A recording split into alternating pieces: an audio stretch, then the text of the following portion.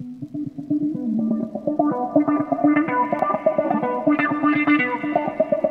two, three, four.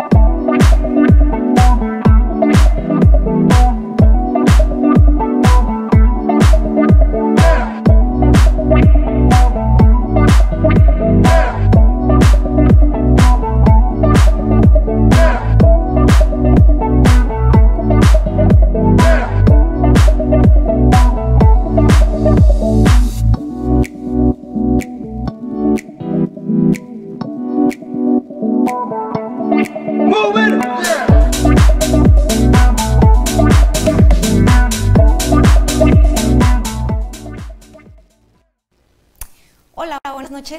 Hoy, lunes 22 de agosto, estamos transmitiendo como siempre cada mes desde el Colegio Nacional de Cirujanos Dentistas. En esta ocasión tenemos el agrado de tener con nosotros a la doctora Carla Vidal González. Doctora, muchas gracias por estar con nosotros. Muchas gracias. Muy buenas noches. Buenas noches, gracias a todos.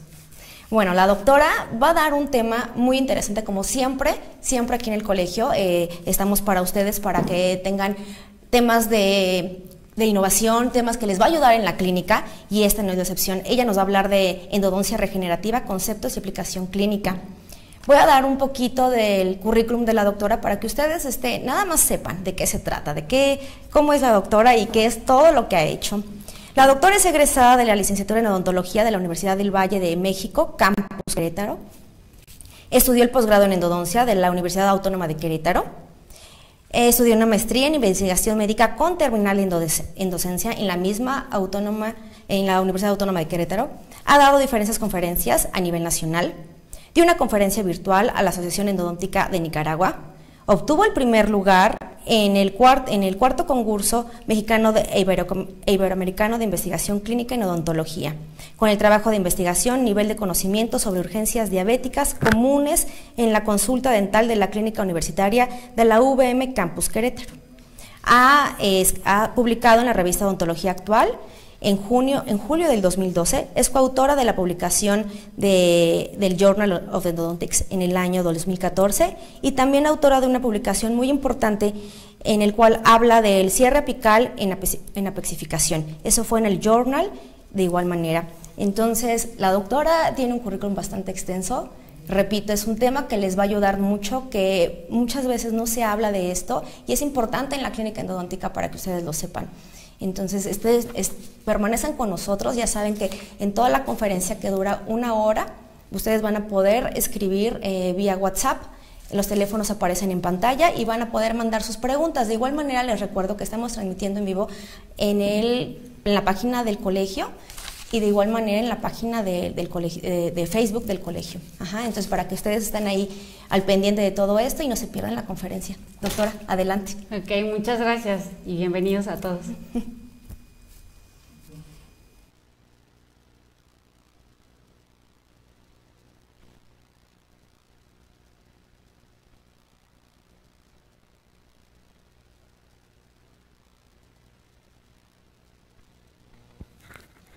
Ok, buenas noches, muchas gracias doctora por la presentación. La verdad es que es muy poco tiempo el que tenemos para hablar sobre este tema. A mi gusto es un tema que debemos de empezar a tener en consideración como odontólogos antes que nada y después como especialistas. Y voy a tratar, quise resumir mucho el tema para que tengamos los conceptos básicos y llevarlos un poco a la aplicación clínica que podemos tener en nuestra práctica diaria. Aquí en la primera diapositiva tienen mi correo electrónico por cualquier pregunta, duda o si les interesa alguna bibliografía, con mucho gusto se las puedo ofrecer. Entonces, anteriormente, bueno, desde siempre nuestra especialidad o nuestra práctica clínica se basa básicamente en que el paciente tiene problemas de infección. Tenemos caries en nuestros dientes y la terapia básica o común que siempre hemos tratado nosotros los odontólogos es eliminar estos tejidos que están contaminados y reemplazarlos con materiales específicos. A través de la historia hemos encontrado materiales diferentes, pero nunca hemos encontrado un material que sea, o no hemos encontrado todavía un material que tenga la calidad o la precisión de un tejido dental o un tejido vital, ¿no? Entonces, las terapias, cuando son caries extensas, pues como ya sabemos, se han tratado al eliminarlas, y cuando hay alguna inflamación en el tejido pulpar, se pueden realizar diferentes tratamientos como las pulpotomías, que, bueno, o los recubrimientos pulpares, que a esto se le denomina ya como una terapia vital pulpar. Esto depende del grado de inflamación que tenga nuestro tejido pulpar. Independientemente de esto, pues no es lo mismo realizar un tratamiento de terapia vital pulpar a un tratamiento en donde del lado derecho de la pantalla tenemos un tratamiento convencional de endodoncia, en donde tenemos algunas complicaciones, desde la instrumentación, el aislamiento, la anestesia del paciente. Entonces, aquí trato de poner los dos tipos de tratamiento porque quiero hacer hincapié en que creo que si podemos empezar a cambiar el paradigma de lo que es la endodoncia, podríamos empezar a hacer más tratamientos de terapia vital pulpar que irnos de primera intención a un tratamiento de conductos, porque a pesar de todo esto y con los avances que tenemos, con los protocolos de desinfección que tenemos, pues todavía no podemos, o está demostrado realmente que aún no podemos desinfectar el sistema de conductos radioculares en un 100%. Entonces, esto también conlleva que nos decidimos, o nuestra primera intención, o nuestra primera opción es el tratamiento de conductos, y esto hace que con la debridación, con la instrumentación, con la irrigación o con las temperaturas que se llevan a cabo con los sistemas de obturación actuales, hace que todos los tejidos del diente pues sean dañados, y esto lleva a un futuro a que el diente se pueda fracturar y que tengamos que extraerlo de la cavidad. Entonces, el objetivo de cualquier tratamiento de conductos pues es mantener la mayor cantidad de tejido dentario que sea posible, esto para el bien del paciente, para el bien del tratamiento protésico también, prevenir la microfiltración bacteriana y mantener obviamente las propiedades físicas de las estructuras. Actualmente estos temas de regeneración han ido en auge, hay inmensidad de publicaciones o de journals que están disponibles en línea ahora y que son encargados o se dedican exclusivamente a los tratamientos de regeneración pulpar.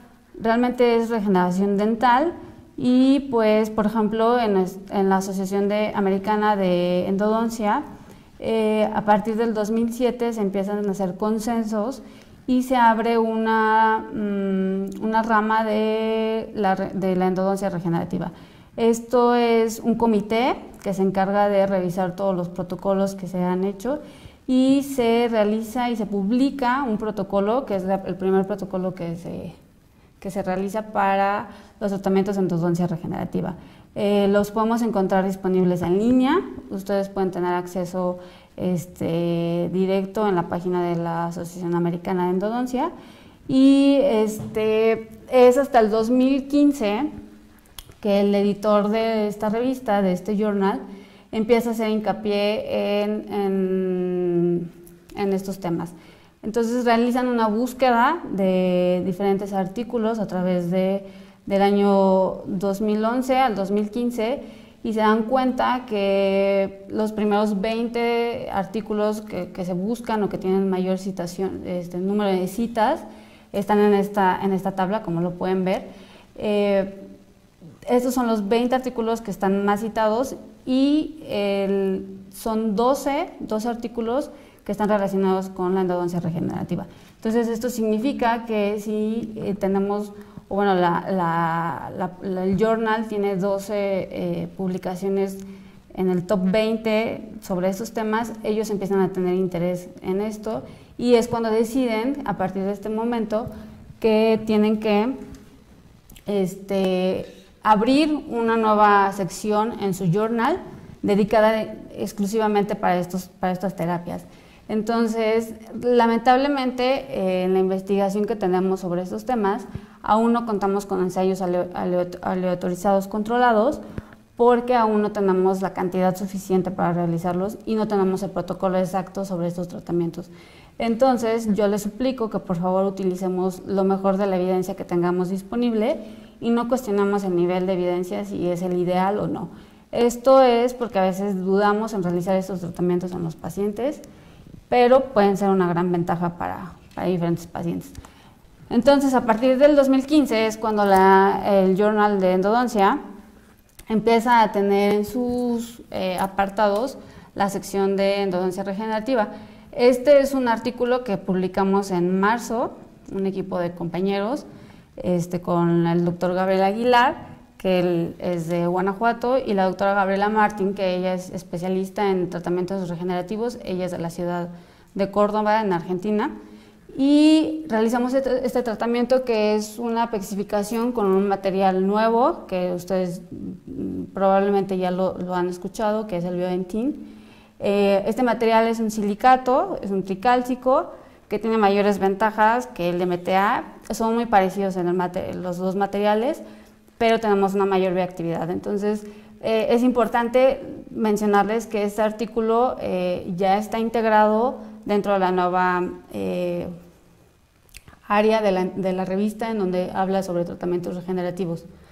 Bueno, como tratamientos regenerativos tenemos varios antecedentes. Por ejemplo, desde los 60 el doctor Hermann utiliza el hidróxido de calcio como medicamento intraconducto en una terapia vital pulpar, en unos recubrimientos, y es hasta el 61 en donde el doctor Nigar Osby empieza a hacer tratamientos de revascularización. Estos tratamientos anteriormente no se les llamaban así, no era conocido el término, pero básicamente era un tratamiento de revascularización que consideramos actual, ¿no? Entonces, él realizaba las pulpectomías en dientes necróticos o en dientes vitales y extruía la instrumentación hasta 2-3 milímetros fuera del foramen. Realmente no tenían tanto control en la sobreinstrumentación, y ese era el objetivo. El objetivo era realizar un coágulo de sangre que empezara a llenar o que empezara a ocupar espacio dentro del conducto radicular, y después rellenaba o obturaba el conducto con cloropercha y gutapercha. Cabe mencionar que en aquellos tiempos, por ejemplo, el doctor Nigar Osby utilizaba como desinfección o como un medicamento intraconducto el formaldehído, y la cloropercha era un medicamento o era una gutapercha con cloroformo y con resinas con resina de abeto, y eran medicamentos que eran sumamente tóxicos, ¿no? Bueno, que sabemos de su toxicidad, y los resultados eran pues eran convenientes para aquella época. Él clasificaba el éxito de la cicatrización, si era completa, si era parcial o si no existía ninguna cicatrización en sus dientes. Él tomaba las muestras por extracción, y en ocasiones se pueden hacer la resección quirúrgica hacia sus cortes histológicos, y empezaban a evaluar visualmente si había cicatrización, si había células inflamatorias en estas muestras, o si había absceso, células inflamatorias hasta llegar a un absceso. El resultado, lo importante de estas publicaciones es que la importancia sobre realizar el coágulo de sangre, que esto generaba que existiera una rica cantidad de factores de crecimiento que en aquel momento no lo sabíamos, pero esto ayudaba a que existiera una cicatrización. Lamentablemente solamente hablamos de reparación de tejidos en estos tiempos, y no sobre una regeneración exacta. Ya con estos antecedentes podemos entrar realmente a los procedimientos de endodoncia regenerativa, que según el glosario de la Asociación de Endodoncia Americana, los define como procedimientos que están diseñados para reemplazar los tejidos fisiológicamente igual o parecidos a las estructuras dentales, incluyendo la dentina, las estructuras radiculares y también las células del complejo dentino-pulpar. Vamos a explicar un poco sobre los diferentes tratamientos que tenemos. Les voy a hablar sobre la revascularización, vamos a hablar sobre la regeneración pulpar ectópica y la regeneración pulpar ortotópica. Estos tratamientos empiezan su auge desde los 90 por la búsqueda constante de las nuevas tecnologías en nuestros estudios in vitro, en donde empiezan a tener auge las células madre. Entonces, las células madre se empiezan a investigar con mayor velocidad y podemos encontrar diferentes tipos de células madre que tenemos en la zona orofacial. Esta zona es donde tenemos la mayor cantidad de células madre que están registradas. Las que nos importan a nosotros como especialistas en endodoncia o como odontólogos son las células que encontramos en la pulpa dental, si es que existe vitalidad pulpar, las células de la papila apical, las células madre que se pueden encontrar en los granulomas o en las lesiones periapicales, las células madre del ligamento periodontal y las células madre también de la médula ósea. Se ha demostrado que la mayor cantidad de células madre que podemos encontrar están en la zona de la papila apical, y es hasta el 2004 en donde el Dr. Bax y el Dr. Trop realizan una publicación. Es la primera publicación que existe en donde empiezan a identificar cuáles son los procedimientos de endodoncia regenerativa, y es cuando empieza el auge realmente dentro de la endodoncia. Las células madre, como ya sabemos, se van a definir como una subpoblación diferente de células indiferenciadas que van a tener un alto potencial de renovación y diferenciación. Esto hace que se puedan diferenciar en células que se necesitan o que se requieren en ciertas situaciones y que se van a poder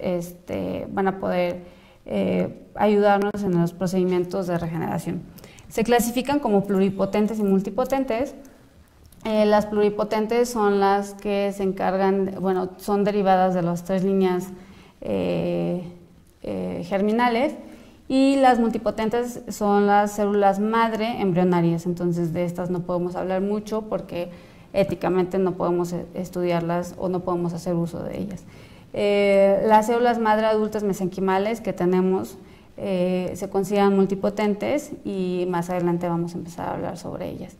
La mayor cantidad, como les decía anteriormente, de células madre que podemos encontrar en los órganos dentales, las encontramos en la zona apical, que está relacionada con la vaina de Herwig. Esta vaina, como ya sabemos, es la encargada de la regulación o la formación de la raíz o de las raíces en dientes multirradiculares. Y se ha demostrado que en esta zona es donde encontramos una mayor cantidad de estas células. Se ha observado que podemos encontrar 400 a 600 veces más de concentración en esta zona de células madre, que cuando se utilizan en estos procedimientos de endodoncia regenerativa pueden penetrar al conducto. Existe se me olvidó mencionarles, antes de empezar con las células madre, que estos procedimientos de endodoncia regenerativa están basados en una triada que necesitamos tener definida anteriormente. Necesitamos siempre contar con las células madre, con factores de crecimiento y con andamios específicos para que puedan resultar mejor estos procedimientos. Entonces, ya hablamos un poco sobre las características que debemos tener de las células madre. Y ahora vamos a hablar un poco sobre los factores de crecimiento que necesitamos para poder formar cada vez esta triada. Los factores de crecimiento son factores que se encuentran de forma natural dentro de las estructuras dentales. Por ejemplo, en la dentina podemos encontrar gran cantidad de estos factores, y desde 1997 a la fecha se han encontrado o se han tratado de hacer muchos estudios en donde se exprese cada vez más estos factores. Estas señales, estos factores van a aportar a la interrelación que debe existir entre las células madre, y también con las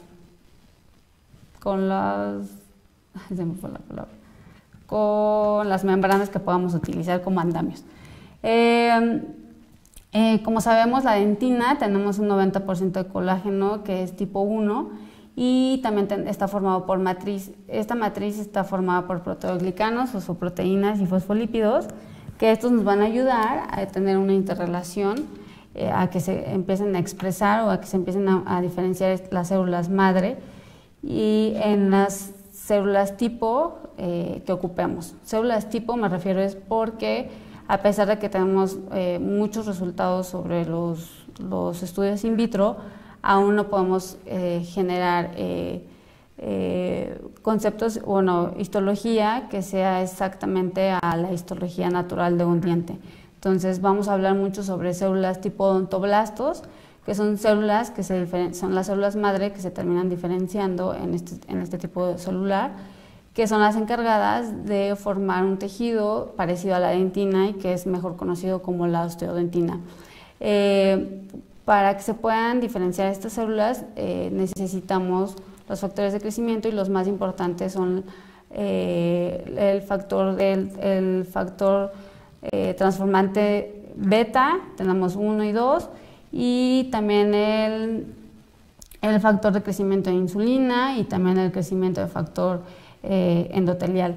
Estos van a estar regulados o van a expresarse también a través de las células madre y también lo podemos hacer con irrigantes que podamos utilizar dentro de nuestros tratamientos.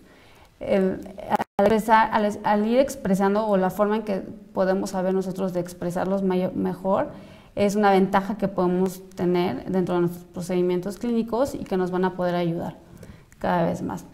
Estos factores de crecimiento necesitan estar en un ambiente especial, aunque se ha demostrado que el ambiente o el microambiente que se pueda desarrollar en estas zonas, como la falta de oxígeno o cuando hay inflamación o cuando hay gran cantidad de células inflamatorias, a pesar de que existen estas condiciones, estos factores de crecimiento siguen apareciendo o siguen activándose. Entonces esto es algo muy importante y es algo que se puede entender o que se podría entender muy fácil cuando tenemos procedimientos de caries en dientes o en molares deciduos o en molares jóvenes que no están realmente desarrollados al 100%, pero cuando se empieza a formar el tejido, la dentinogénesis o dentina terciaria o reparativa, esta es una forma en que es un claro ejemplo donde estos factores de crecimiento empiezan a actuar,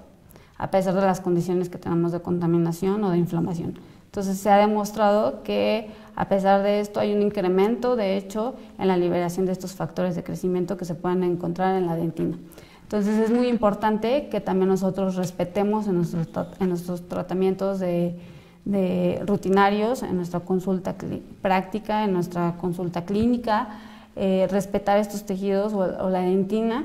¿Para qué? Para que podamos tener mayor expresión de estos factores de crecimiento y que nos ayuden muchísimo mejor a nuestros resultados, ¿no?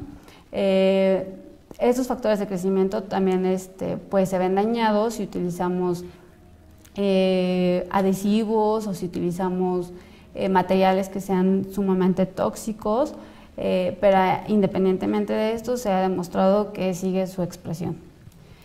Los andamios es el tercer concepto que vamos a explicar, que necesitamos tener en cuenta en nuestra triada en los procedimientos de endodoncia regenerativa.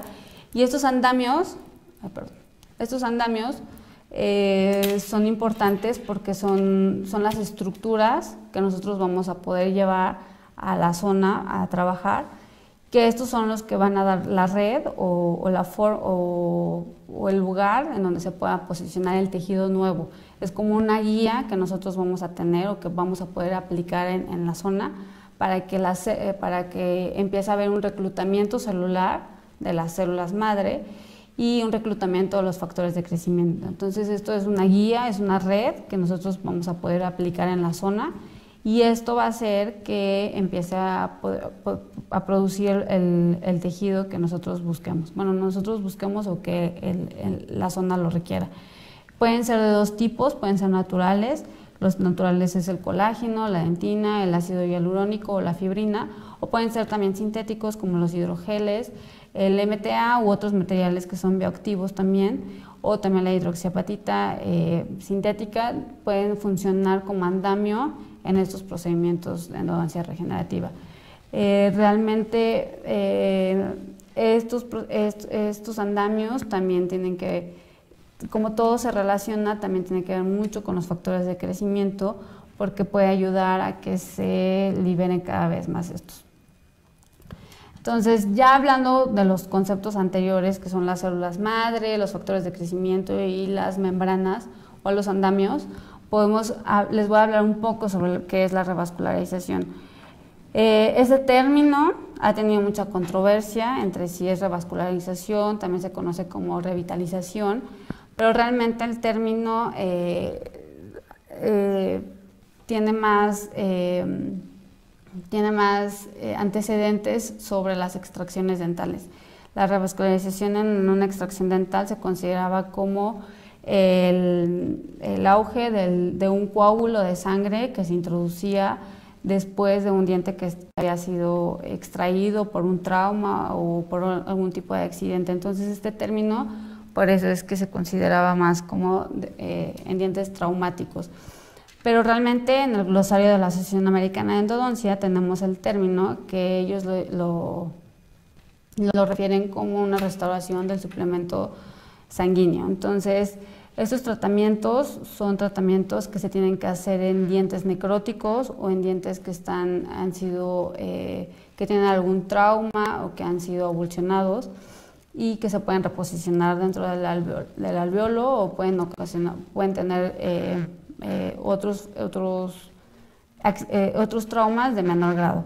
Estos tratamientos empezó su auge desde el 2004, en donde se empezaron a hacer estudios in vitro en perros, en caninos, en donde se empezaron a realizar en dientes necróticos o vitales para control, y se basan simplemente en la técnica de que tenemos un acceso coronario, tenemos que instrumentar o debridar muy poco las paredes, porque son paredes o son dientes que mayormente todavía no están en total desarrollo, que tienen el ápice abierto y que necesitamos tener mucho cuidado en las paredes dentinales para no lastimar o para no dañar más esta estructura. Entonces el debridamiento tiene que ser muy cuidadoso. Aquí existe la controversia entre que si lo realizamos o es muy poco y no estamos eliminando la cantidad de tejido contaminado, pero es por eso que después de la debridación en la primera cita se utiliza un medicamento intraconducto para bajar la mayor cantidad de microorganismos o de contaminantes que pueda existir dentro del conducto. Después de la aplicación del medicamento intraconducto, se pone una curación, se sella y se le da una segunda cita posteriormente al paciente. Esto depende del tipo de medicamento intraconducto que utilicemos. En la segunda cita eliminamos el medicamento intraconducto, pero se ha demostrado que al eliminar no es 100%, no es muy fácil eliminar al 100% de este medicamento, por lo que se queda cubierto o queda restos dentro de los túbulos dentinarios de este medicamento intraconducto, y esto puede hacer que dañe a las células madre que podamos tener ahí en la zona. En la segunda cita tratamos de eliminar este medicamento intraconducto con medios de irrigación, con sistemas de irrigación. Se sugiere utilizar sistemas de irrigación de presión negativa para tener un mayor control sobre la extrusión de estas soluciones que podamos utilizar. Y después tenemos que ocasionar el sangrado apical para que empiece a existir un acúmulo o que se empiece a formar un coágulo sanguíneo dentro del conducto. Es aquí donde retomamos el término de revascularización, porque vamos a intentar llenar el conducto con este coágulo, que en mis manos es algo muy difícil, es algo que no considero que sea muy fácil. Pero esto depende mucho del diámetro apical que tengamos en el diente que estemos trabajando. Se recomienda que el diámetro apical mínimo tiene que ser de 1 milímetro, de 1 a 1.5 milímetros de apertura. Obviamente en dientes que tienen mayor cantidad o mayor apertura tendría que ser más fácil realizar este procedimiento, o bueno, este coágulo dentro que vamos a llevar dentro del conducto. Después de utilizar o de realizar el coágulo sanguíneo, tenemos que poner un material que la mayoría de los casos se utiliza el MTA, pero también se ha empezado a utilizar otros materiales de silicatos. Se ponen abajo de la unión cemento-esmalte, y esto es para evitar que no haya una decoloración con el MTA, que puede ser gris, y esto hace que se selle se selle el conducto radicular con el coágulo. El manejo del MTA y llevarlo a esta zona por encima del coágulo es también algo que tenemos que ir trabajando con la experiencia, y que a través de los casos pues podamos ir controlando mejor, y se puede llevar a cabo o se puede llevar dentro del conducto con diferentes dispensadores. Se pueden utilizar aplicadores de MTA, se pueden utilizar compactadores, se pueden utilizar puntas de papel, o también se pueden utilizar microbrush, que también es muy fácil de tomar el medicamento, el MTA o el material tricálcico que se lleve ahí, y es muy fácil de poder controlar cada vez este posicionamiento de este material a esta zona. Después se coloca, después del MTA o del material con el que se esté sellando, se pone se puede sellar con ionómero o con algún material adhesivo, y se deja en observación. Empieza a ver aquí la controversia en los posoperatorios o en los reportes de casos clínicos en los posoperatorios, en donde hay algunos casos que reportan que con las pruebas de sensibilidad al frío los dientes son o responden positivamente, y hay casos que no. Realmente aquí lo que no nos debería de importar son estos signos clínicos. Lo que tendríamos que considerar más son los hallazgos radiográficos que podamos encontrar, porque podemos encontrar en muchas ocasiones que las paredes dentinales empiezan a engrosarse, y esto significa que está existiendo una regeneración dentinal dentro del conducto radicular. Además, también el objetivo de estos tratamientos es que exista un crecimiento o que exista un desarrollo radicular que es interrumpido por el trauma dental que se puede ocasionar, o por la misma infección o inflamación que se pudo presentar anteriormente. Entonces, los hallazgos radiográficos creo que es la consideración más importante que debemos de tener aquí en cuenta, que es el engrosamiento de las paredes y el desarrollo radicular. Esos dientes son dientes o son tratamientos que deberíamos de poder realizar en dientes que no ocupen o que no necesiten un poste. Esto es porque las paredes, como son tan delgadas, y a pesar de que el tratamiento esté en buenas condiciones y que se tengan buenos hallazgos radiográficos, es muy fácil que el diente se pueda fracturar si nosotros colocamos aquí un poste dental. Esto puede ocasionar en que la fractura pueda ser hasta nivel radicular y terminamos extrayendo el diente, o que pues el tratamiento ya no sea el deseado por los familiares de los pacientes. Estos tratamientos se realizan muy seguido en infantiles, en pacientes pediátricos, porque son los que más tenemos o los que presentan mayor cantidad de accidentes en las escuelas, en casa, en las bicicletas, en las patinetas. Entonces es muy fácil que podamos realizar esos tratamientos de revascularización, que en mi clínica la verdad es que son muy pocos los casos que me han llegado, pero es un tratamiento que se le puede dar como opción al paciente, a diferencia de poder realizar ahí una picoformación, que anteriormente sabemos que se hacía con el hidróxido de calcio, con los recambios de hidróxido de calcio que se tenían que hacer en los pacientes, y que tardaba mucho tiempo en que empezara a haber un una apicoformación o un posicionamiento ahí de tejido duro.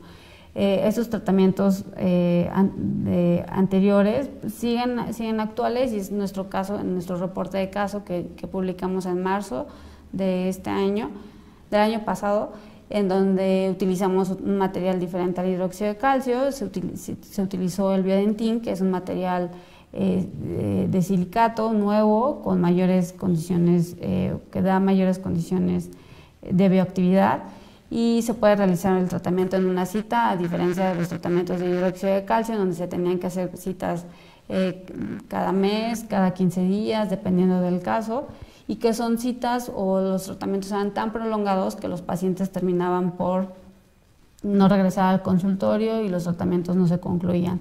A pesar de que también teníamos otro problema con el hidróxido de calcio, porque era tanto el recambio que empezaba a dañar la estructura dentinaria. Esto hacía que se debilitara cada vez más esta estructura y que los dientes terminaban por fracturarse.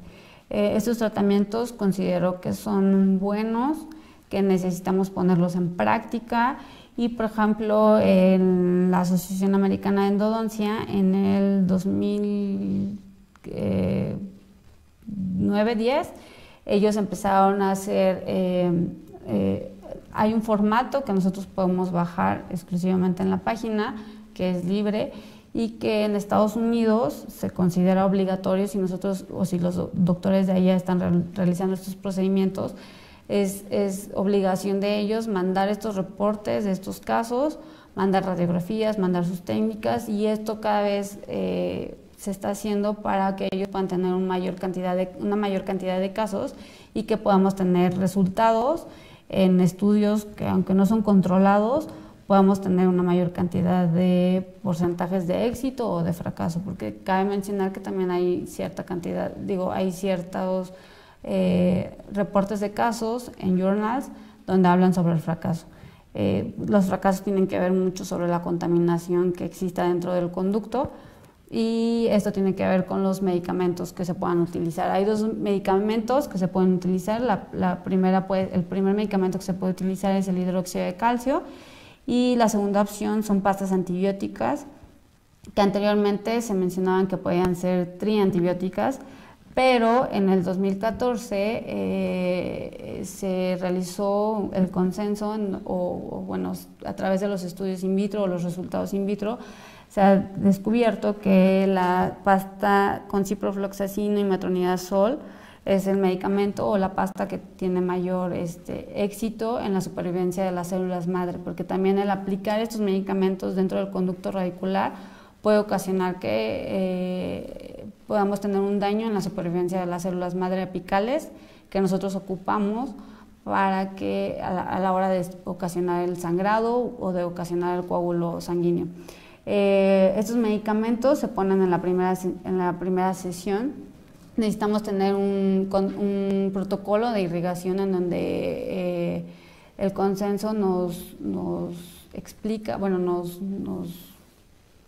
explica que tiene que ser 20 milímetros de hipoclorito de sodio al 1.5% o hasta el 5.25% por 5 minutos. Después necesitamos realizar una irrigación con EDTA por 5 minutos, también 20 mililitros, y posteriormente secamos con agua o con solución salina y aplicamos el medicamento. Hay una controversia también sobre la concentración de estos medicamentos. Con el hidróxido de calcio no tenemos ningún problema, pero con los antibióticos necesitamos que la concentración sea de 0.1 miligramos sobre mililitro para que no pueda dañar a las células madre que necesitamos de la papila apical. Este control del medicamento o de los antibióticos es muy complicado en la práctica clínica. Necesitaríamos tener pesas especiales, no existe aún en el mercado el material o el antibiótico o la pasta dosificada realmente a lo que necesitamos. Esto es en la primera sesión, y en la segunda sesión, cuando regresa el paciente, necesitamos hacer el mismo protocolo de irrigación. Necesitamos aplicar 20 mililitros de EDTA por 10 minutos, después luego por 10 minutos más de solución salina, y es cuando empezamos a realizar o a tratar de realizar el coágulo de sangre para que se empiece a obturar el conducto radicular. Cuando nosotros podemos observar en nuestro acceso que el coágulo de sangre ya está a un nivel más coronal, es cuando decidimos colocar el medicamento o el MTA que se vaya a utilizar para sellar este coágulo, y después aplicamos nuestro ionómero de vidrio o un material de resina. Este protocolo es muy resumido, también en la página del journal está en acceso total para todos los que estén interesados sobre el protocolo, porque hace hincapié, por ejemplo, en el consentimiento informado hacia los padres, hacia los pacientes, por lo mencionado anteriormente, que son casos que se realizan más en pacientes pediátricos. Este es un cuadro en donde resumimos los 3 principios de ingeniería tisular, que son las células madre, los andamios y los factores de crecimiento, y en donde podemos ver la evidencia que se ha establecido en estudios preclínicos. Las células madre son liberadas en el conducto radicular, y ya sabemos que la mayor cantidad de estas están en la papila apical, y se ha demostrado que pueden existir en dientes inmaduros y maduros, independientemente si hay contaminación o no del tejido pulpar, o si está necrótico el tejido pulpar. Los andamios o las matrices, hay mucha evidencia y hay cada vez más evidencia sobre el uso de diferentes materiales, como pueden ser los hidrogeles o los materiales bioactivos, o también el plasma rico en plaquetas, también se ha estudiado bastante. Sin embargo, por ejemplo, en el plasma rico en plaquetas no sabemos realmente qué es lo que pasa con esos tejidos cuando quedan ahí en el acceso o cuando quedan dentro de nuestro conducto radicular. Esto solamente se podría conocer si el tratamiento fracasara y pudiéramos hacer el control histológico de estos tratamientos. Los factores de crecimiento, como ya sabemos, los más importantes es el factor de transformante beta 1 y 2. Estos factores de crecimiento son derivados de la dentina y van a ayudar en la diferenciación celular. Hay muchos estudios clínicos sobre estos factores de crecimiento, igual la cantidad de soluciones irrigantes que utilicemos o el tipo de medicamento que utilicemos, también pueden resultar en la liberación mayor o menor de estos factores de crecimiento. Entonces, recordemos que estos tratamientos, independientemente si es revascularización o no, es lo que necesitamos para que se lleve a cabo. Voy a hablar un poco sobre otros tratamientos de regeneración pulpar, de regeneración pulpar o regeneración endodóntica. El término revascularización del apartado anterior es un término que nosotros ya debemos de empezar a cambiar. Lo debemos de llamar procedimiento de endodoncia regenerativa, independientemente si es una revascularización o no. Aunque haya sido en el pasado, en el presente o en el futuro, todos estos procedimientos deben de llamarse así, procedimientos de endodoncia regenerativa. Y aquí los voy a dividir un poco sobre los ectópicos y más adelante vamos a ver los ortotópicos. Los ectotópicos son procedimientos de regeneración pulpar que se llevan in vitro. La idea de estos procedimientos es que se puedan realizar un trasplante realmente pueden ser láminas de cortes histológicos de las raíces y se llevan a un tejido o en este caso a un animal que puede ser un ratón de laboratorio, en donde se les puede aplicar subcutáneamente. Estas muestras están inyectadas con células madre que pueden ser de diferente origen y también pueden ser llevadas, son llevadas con los factores de crecimiento y con los andamios. Cuando se incluyen dentro del tejido del animal que estamos utilizando, hay una continua circulación sanguínea, entonces esto hace que el aporte al diente o a la muestra o a nuestra muestra sea mayor y sea constante. Y después de retirarlos en diferentes tiempos de valoración, pues se hacen los resultados histológicos en donde se pueden observar la regeneración pulpar o regeneración de tejidos que ocupemos. Lo importante de estos tratamientos sí es la forma que nosotros o la base que nosotros tenemos para poder empezar a hacer, o que tenemos para hacer los tratamientos de revascularización o llevarlos a cabo en pacientes. Obviamente lo ideal o lo asombrante de estas técnicas o de estos procedimientos es que en algún futuro, en vez de crear tejido pulpar o tejido dentinal o tejido de ligamento periodontal, es poder realizar la regeneración de tejidos o de órganos que puedan ser utilizados, ¿no? Pero no está tan lejos, pero por la gran cantidad de células madre que tenemos dentro de los dientes, o bueno, dentro de las estructuras dentarias, lo podemos llevar a cabo. Otro procedimiento de endodoncia regenerativa son los ortotópicos. Estos procedimientos son los que se llevan a cabo en la zona en donde se va a trabajar. Un ejemplo puede ser una pulpotomía, un recubrimiento directo que se necesite o que se necesite llevar a cabo por una caries. Y el objetivo de estos tratamientos es llevar las células madre junto con los andamios y los factores de crecimiento a la zona dañada o a la exposición pulpar que tenemos. Al llevar esto a cabo, podemos empezar a hacer este procedimiento regenerativo en donde en la zona pues, se va a empezar a formar tejido deseado. Obviamente estos tratamientos se escuchan o se ven muy interesantes, pero lamentablemente es que por los costos y además porque aún no tenemos un control realmente o no hay investigación suficiente para la venta de estas nuevas terapias, pues hace que sean todavía un poco lejano para nosotros aquí en nuestro país, pero yo espero que no falte mucho para poder realizarlos. Otro ejemplo de estos procedimientos es cuando se hace una extracción del diente dañado, se hace una pulpectomía o se elimina el tejido pulpar del diente dañado y se inyecta directamente o se reimplanta las células madre con los andamios y los factores de crecimiento y posteriormente se lleva al alvéolo del que se extrajo. Esto también puede ser sin necesidad de una extracción, se puede llevar a cabo dentro de la boca del paciente, se hace una pulpectomía y igualmente se hace la trasplantación de las células madre, los factores de crecimiento y el andamio. Independientemente si hay infección o no, se puede hacer a cabo estos tratamientos.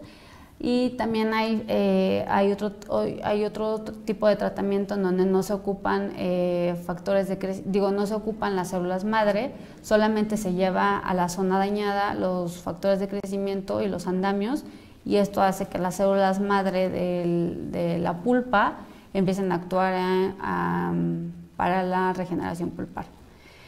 Entonces, citando al doctor Martin Trop, él es el que empieza el auge sobre estos tratamientos de endodoncia regenerativa, y él en esta publicación nos hace hincapié sobre que pues nosotros como endodoncistas el objetivo principal es la prevención o la eliminación de la periodontitis apical.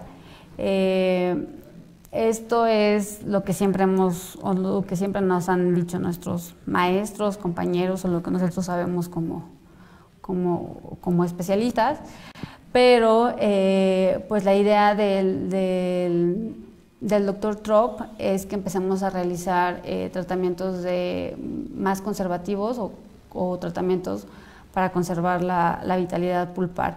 Entonces, esto es una forma de que podamos evitar o prevenir la periodontitis apical, y creo fielmente que estos tratamientos, si nosotros los empezamos a utilizar, podemos hacer más tratamientos de terapia vital, y esto puede ser un cambio para nuestra clínica. Esa es la idea, eso es con lo que quiero que se queden, que empezamos a hacer tratamientos de regeneración pulpar, que cada vez podemos hacer o llevar a cabo más en nuestros pacientes, y que esto sea una forma de evitar hacer tratamientos de conductos. La endodoncia o los tratamientos de conductos no van a desaparecer, creo, todavía falta tiempo para que desaparezcan, pero creo que si nos ponemos a pensar en hacer tratamientos de conductos innecesarios por un mal diagnóstico o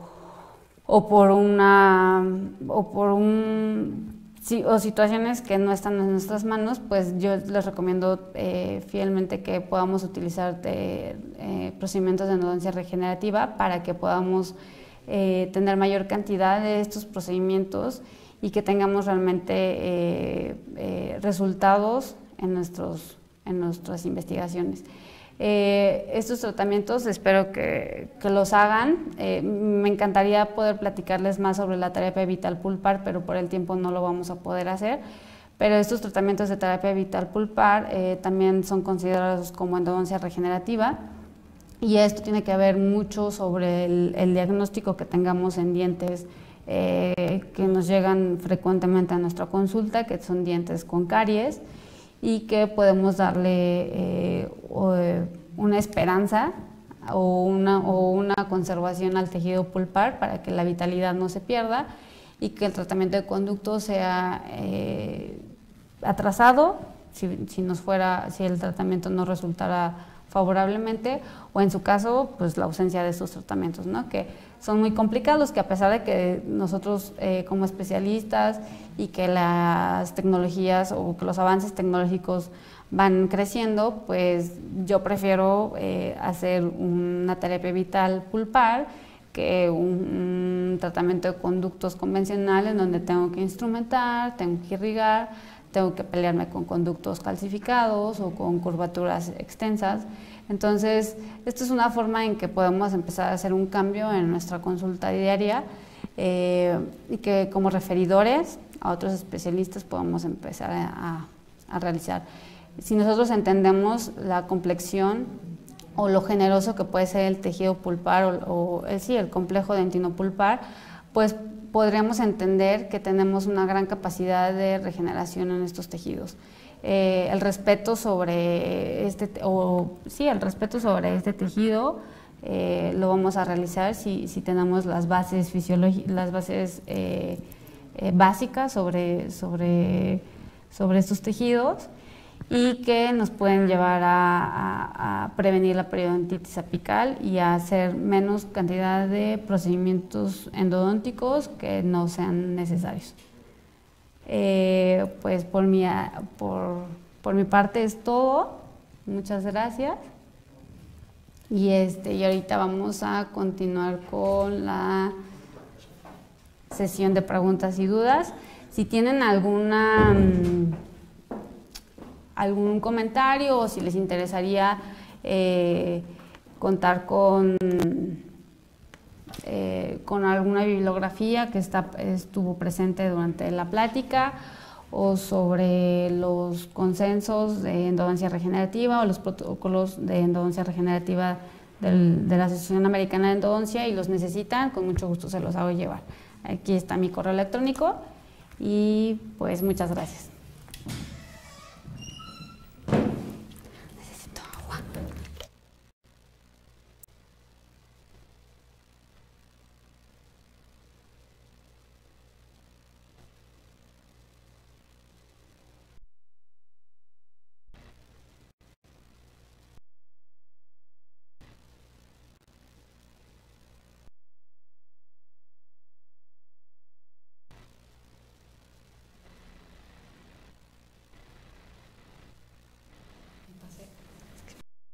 Muchísimas gracias. De verdad es un tema súper interesante.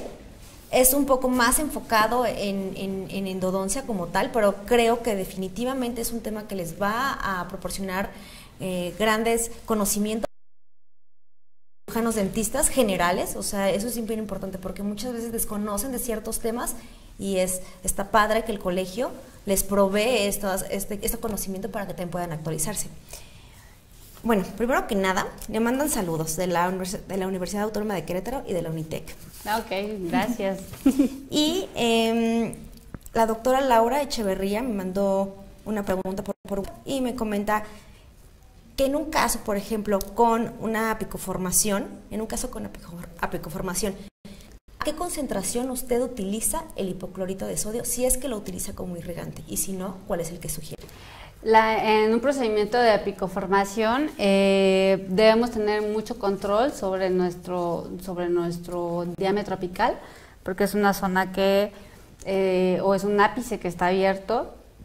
Dependiendo del control que podamos tener o la experiencia que podamos tener, yo les sugiero que la concentración de hipoclorito sea 2.5.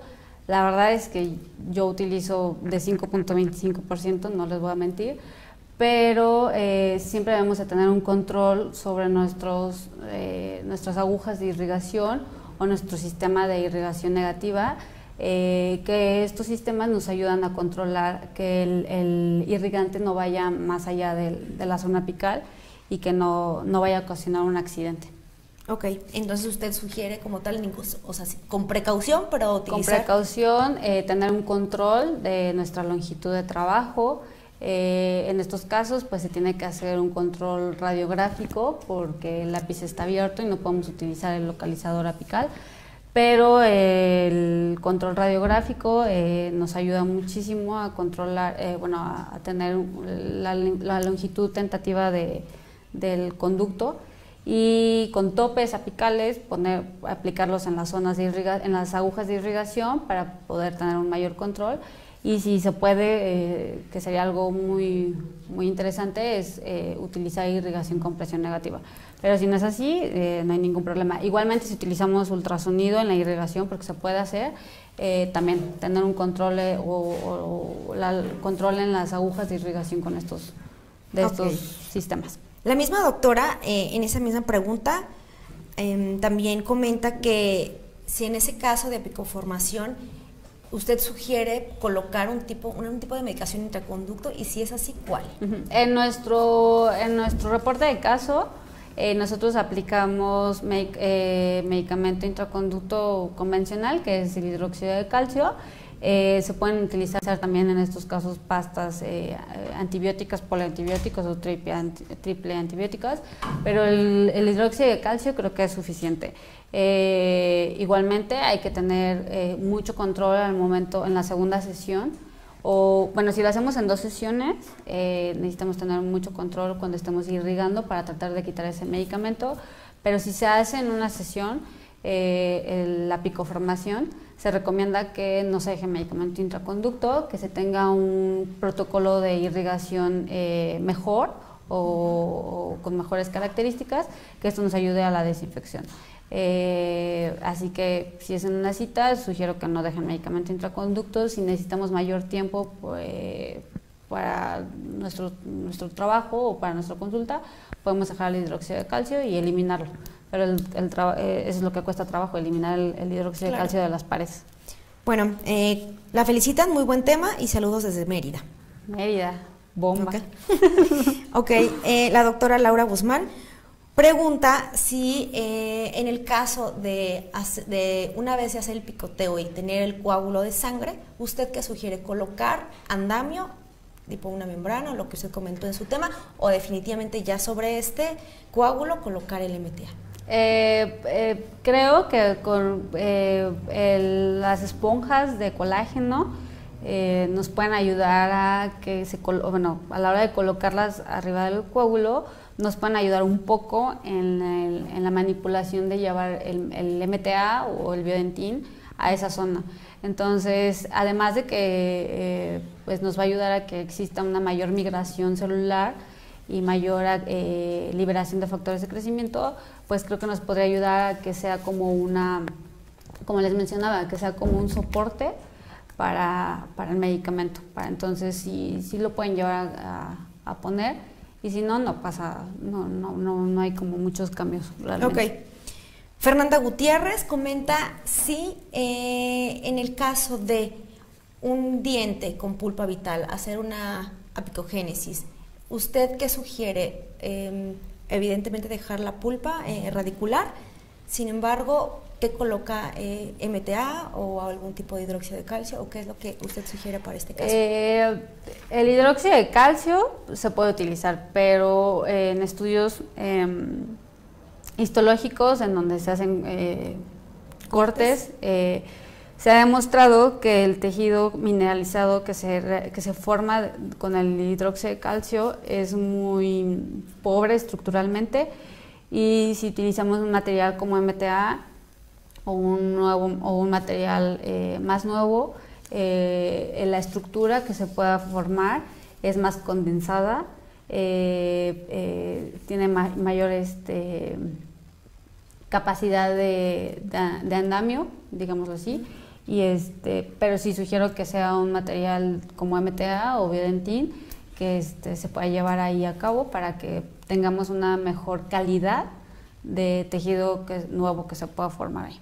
Ok, hablando de estos materiales como para reparación o como para colocar en un tipo de perforaciones o de andamios, por así decirlo, ¿usted sugiere también utilizar tipo de cementos biocerámicos o qué opina de estos? Sí, los biocerámicos son medicamentos que, bueno, los biocerámicos son materiales que se han utilizado en medicina desde hace mucho.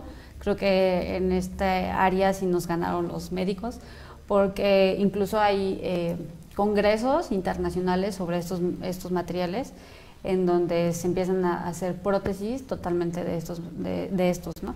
Los materiales biocerámicos, los nuevos, pues pueden ser todavía un poco inaccesibles para nuestra consulta, lamentablemente, por el costo, pero creo que tienen muchos beneficios en nuestra práctica. Entonces sí sugiero que si tenemos oportunidad de utilizarlos y de conocerlos, los llevamos a cabo en nuestra clínica. A los alumnos de posgrado, si hay alguien por ahí que nos escucha, los invito a que los compren, que hagamos un poco de inversión a nuestros pacientes cuando estamos de estudiantes, y que es la oportunidad que tienen ustedes para manejar este tipo de materiales que a lo mejor en su consulta privada pues les va a costar un poco más de trabajo, ¿no? Por supuesto. Pero los invito a que los utilicen, pues son más fáciles, son más manejables. Más manipulables. Mejor manipulación. Y que el MTA, porque a mí me cuesta. Claro, el MTA el problema, es un muy buen material, sin embargo, es de difícil manipulación. Sí, no, a mí me cuesta mucho trabajo, es un material muy bueno, por eso es la base de todos los estudios, en muchos tratamientos es la base de los estudios, pero si empezamos a tener materiales con mejores características, con mayores características de bioactividad, yo les recomiendo que empecemos a utilizar materiales biocerámicos de nueva generación. Y qué mejor que te cueste menos trabajo, ¿no? Sí, porque el MTA les puede costar como 20 minutos colocarlo, si nos va bien. Y estos materiales son sus texturas es más sencilla, digámoslo así. Entonces, ok, sí. La doctora Alejandra Ortega menciona que en una parte de su plática habló de la revascularización como tal. ¿Qué opinión usted tiene acerca del plasma rico en plaquetas para ese tipo de procedimiento? Sí hay muchos estudios sobre el plasma rico en plaquetas. En periodoncia lo ocupan con mayor cantidad, pero la desventaja que le veo en pacientes pediátricos o jóvenes, pacientes más jóvenes, es que pues se tiene que hacer una extracción o una muestra sanguínea. Entonces esto para el paciente resulta como incómodo. A veces los pacientes, los padres o los tutores de los pacientes no entienden que se ocupa la muestra sanguínea para poder obtener el plasma. Como es algo propio, o bueno, sí es algo propio del paciente, tiene buenos resultados. Sin embargo, creo que el único inconveniente es esto, además de que no tenemos la evidencia de qué es lo que se está formando ahí después de, porque sí puede existir una regeneración o una cicatrización dentro del conducto o de la, por ejemplo, si se hace pulpotomía, se puede dejar dentro por encima de la entrada de los conductos radiculares, pero realmente no sabemos qué es lo que pasa con ese tejido. ¿Qué se forma? Entonces no sabemos si se reabsorbe, si no se reabsorbe, si se calcifica, no se calcifica, entonces aún no tenemos la evidencia. Y como les decía al principio, no tenemos todavía ensayos clínicos grandes, o sea, como debería de ser los ensayos, no tenemos la cantidad suficiente sobre estos temas. Entonces hay mucha investigación, pero era lo que les decía al principio, necesitamos hacer conciencia de todo lo que tenemos de evidencia y usarla de la mejor manera según nuestras manos o lo que se nos haga más fácil, y respetando siempre al paciente. Eso es súper importante, respetar al paciente y a los tutores. Claro, de los claro. Pacientes, ¿verdad? Definitivamente es un tema que todavía yo creo que va a llevar un tiempo de investigación para saber mejor de esto, ¿no? Claro. Del plasma rico en plaquetas, pero bueno, es algo que actualmente periodoncistas lo están ocupando. Los periodoncistas lo utilizan mucho, sí, en la regeneración tisular YADA ellos lo ocupan mucho. Hay universidades que en pregrado ya los están enseñando a utilizar para después de las extracciones convencionales, y pues todo depende, todos los resultados van a depender de que nosotros nos animemos a utilizar estos tratamientos. Entonces, igual si tienen tratamientos que ya han hecho en sus consultorios, en su práctica clínica o en las universidades, me pueden escribir y podemos pues ir haciendo un consenso en México, que eso estaría Claro. muy padre realizarlo sobre estos procedimientos en nuestro país. En su plática dejó sus datos, correo electrónico y correo demás, pero si electrónico. quiere, para aquellos que se les fue como en ese momento de, ay, ¿cuál era el correo de la doctora? ¿Podría repetirlo? Sí, es kareli, con i latina, vg@gmail.com. Ahí me pueden escribir y con mucho gusto les hago llegar los artículos, la bibliografía, los protocolos en inglés. Están en inglés, no se los quise poner en inglés porque es muy pesado, pero está todo ahí en la bibliografía. Me pueden mandar un correo y con mucho gusto se los hago llegar. Perfecto. Doctora Carla, fue un gusto, un placer tenerla aquí en el Colegio Muchas Nacional de gracias. Cirujanos Dentistas, con un tema tan importante y tan innovador, tan nuevo, que muchas veces los endodoncistas estamos inmersos en estos temas, pero muchas veces los cirujanos dentistas generales no lo conocen. Entonces es importante que ellos sepan un poco de esto para que estén empapados de toda esta información. Le hago aquí un reconocimiento, si quiere mostrar Muchas la cámara gracias. para que vean el reconocimiento que le entregamos a la doctora. Gracias por estar aquí en esta Muchas plática gracias. virtual, y también le damos este obsequio, Muchísimas que le va a ser de gran gracias, ayuda. muchas gracias. Siempre Sí. es súper práctica. Sí, ¿verdad? Muchísimas gracias. Gracias a todos, buenas noches. Cualquier cosa tienen mis datos. Perfecto. Doctora, Gracias, muchísimas doctora. gracias. Y bueno, nosotros nos despedimos. Espero les haya agradado mucho, espero les haya servido mucho. Yo creo que sí, porque siempre es una información súper valiosa.